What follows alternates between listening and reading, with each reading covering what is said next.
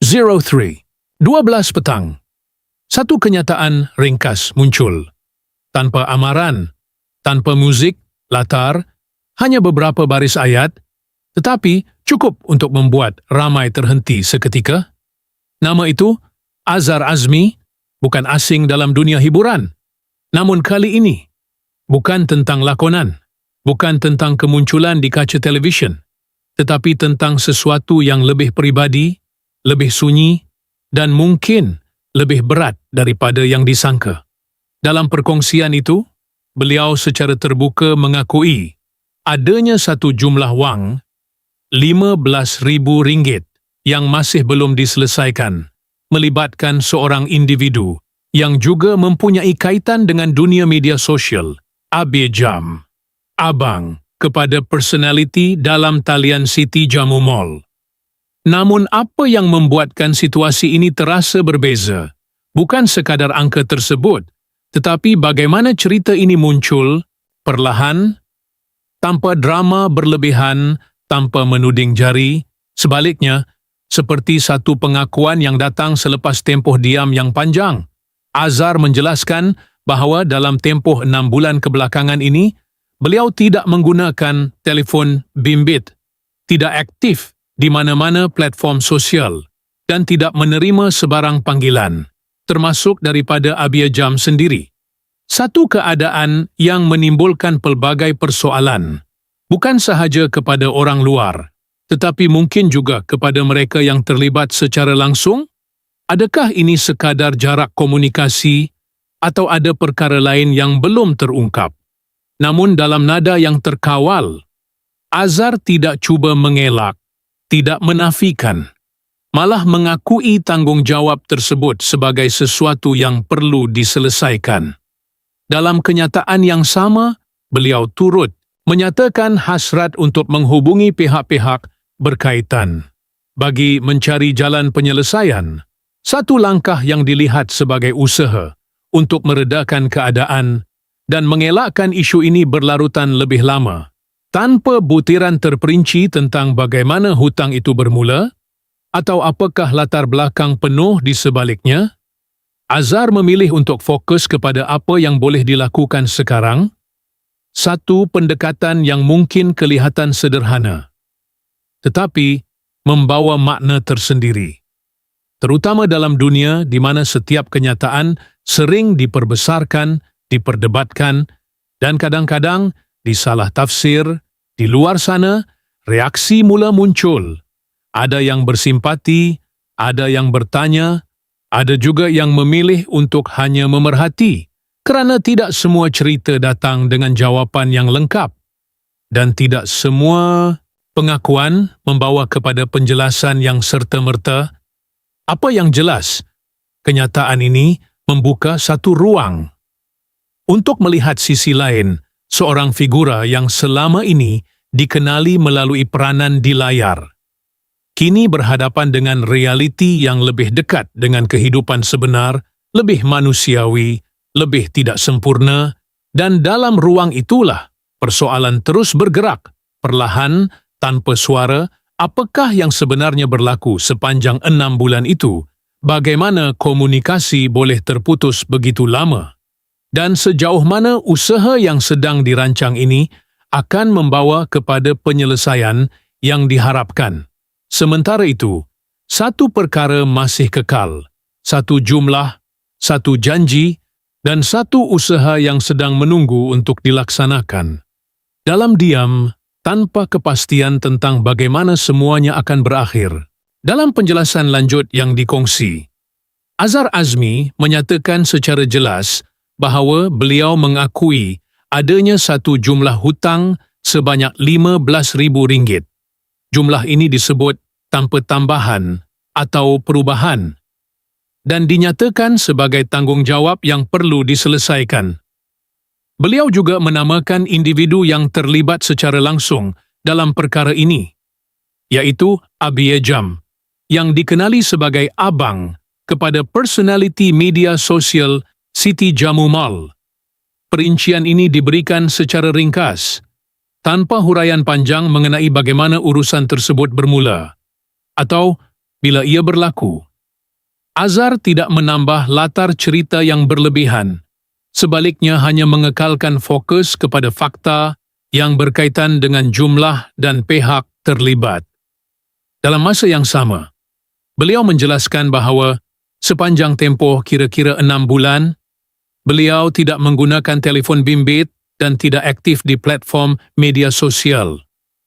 Keadaan ini menyebabkan tiada komunikasi berlaku antara dirinya dan pihak tersebut, termasuk sebarang panggilan yang mungkin cuba dibuat.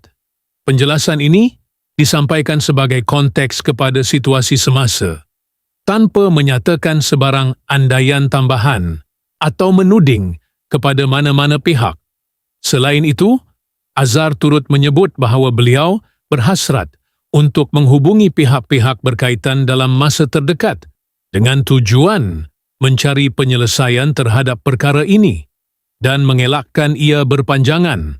Kenyataan ini disampaikan dalam bentuk komitmen tanpa menetapkan tarikh khusus atau butiran lanjut mengenai proses yang akan diambil.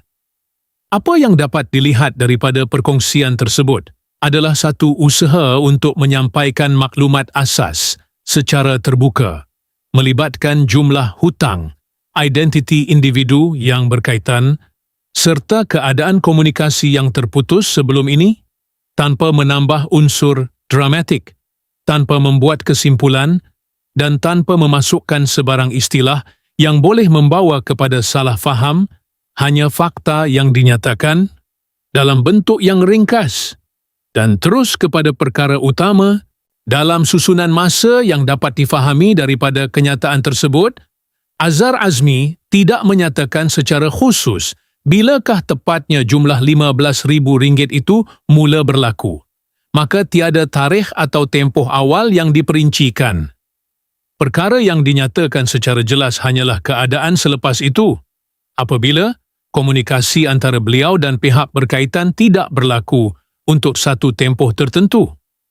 Dalam tempoh kira-kira 6 bulan, Azhar menjelaskan bahawa beliau tidak menggunakan telefon bimbit dan pada masa yang sama tidak aktif di mana-mana platform media sosial.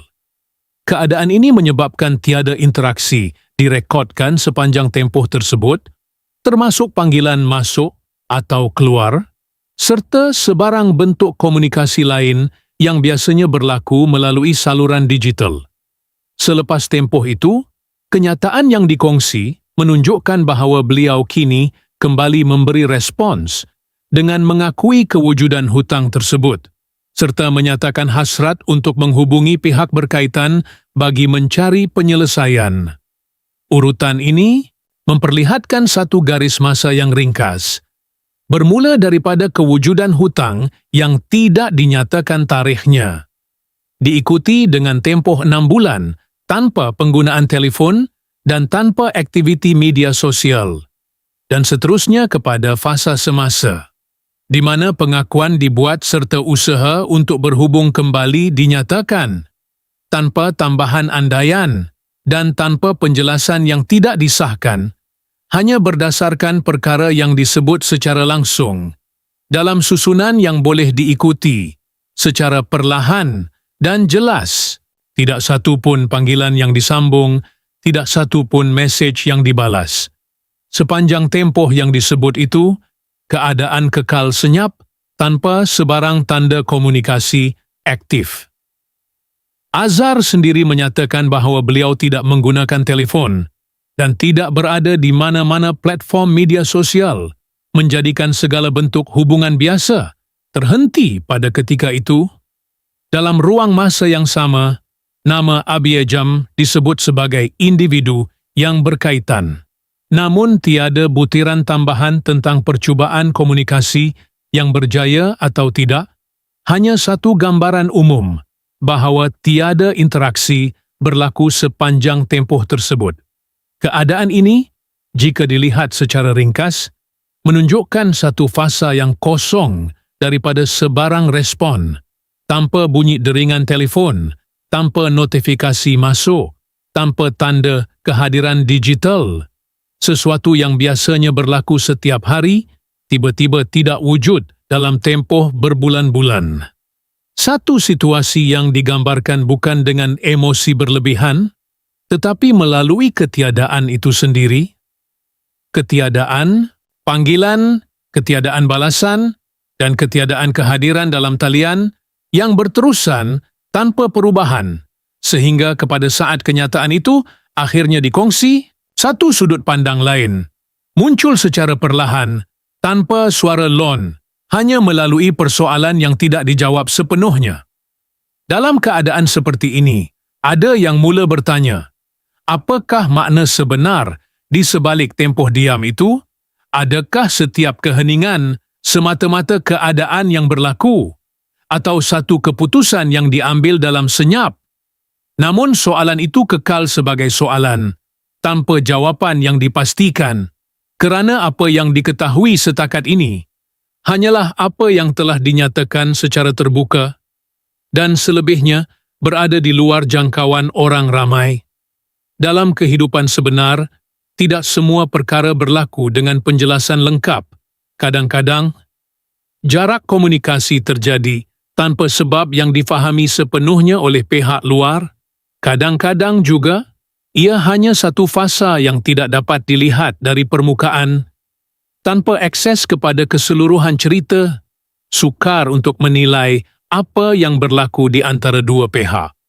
Kerana setiap individu mungkin melalui keadaan yang berbeza, dengan cara yang tidak selalu dapat dijelaskan dalam satu kenyataan ringkas. Maka, apa yang tinggal hanyalah ruang untuk melihat dari pelbagai sisi, tanpa membuat kesimpulan. Tanpa meletakkan andaian, hanya menerima bahawa tidak semua bahagian cerita berada di hadapan mata. Dan tidak semua yang berlaku dapat difahami sepenuhnya dari apa yang didengar. Dalam diam itu, mungkin ada perkara yang tidak diceritakan. Dan mungkin juga, hanya satu tempoh yang berlalu, tanpa penjelasan yang lebih jauh. Dalam bahagian yang sama, Azhar Azmi turut menyatakan satu perkara yang lebih jelas, iaitu komitmen beliau untuk menyelesaikan jumlah tersebut, tanpa menafikan, tanpa mengalihkan fokus. Beliau menyebut bahawa hutang RM15,000 itu akan dibayar sebagai satu tanggungjawab yang diakui, dan bukan sesuatu yang dibiarkan tanpa tindakan. Pada masa yang sama, Azhar juga menyatakan hasrat untuk menghubungi pihak-pihak yang berkaitan, termasuk individu yang terlibat secara langsung, bagi membuka semula ruang komunikasi yang sebelum ini terhenti. Kenyataan ini disampaikan sebagai satu langkah ke hadapan, bukan dalam bentuk hasil yang telah berlaku, tetapi sebagai usaha yang dirancang. Selain itu, beliau turut menyatakan keinginan untuk menyelesaikan perkara ini secepat mungkin, dengan tujuan mengelakkan ia berpanjangan, atau terus menjadi isu yang berlarutan. Tiada butiran lanjut mengenai proses yang akan diambil atau garis masa yang ditetapkan.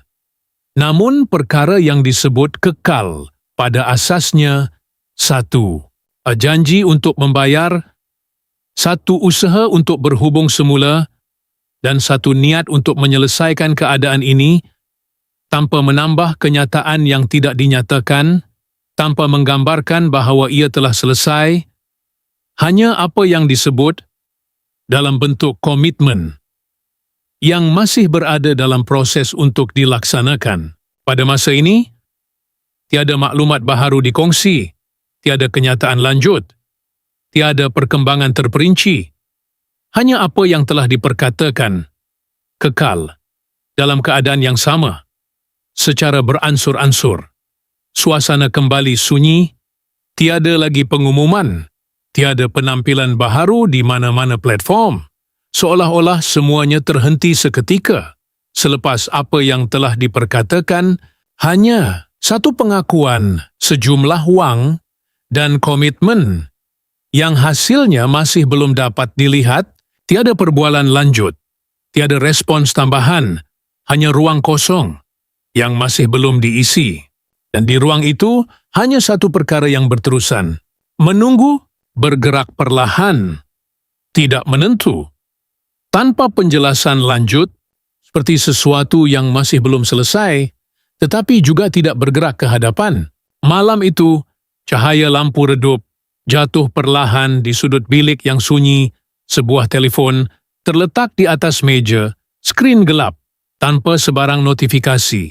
Azhar Azmi duduk diam, tanpa banyak gerakan. Di hadapannya, tiada siapa, tiada suara, hanya masa yang terus berjalan, perlahan. Seolah-olah ada sesuatu yang masih belum selesai, bukan dengan kata-kata, bukan dengan penjelasan panjang, hint-hint, teteh dengan satu perkara yang masih belum berlaku. Ferdinand masih menunggu, sedalam diam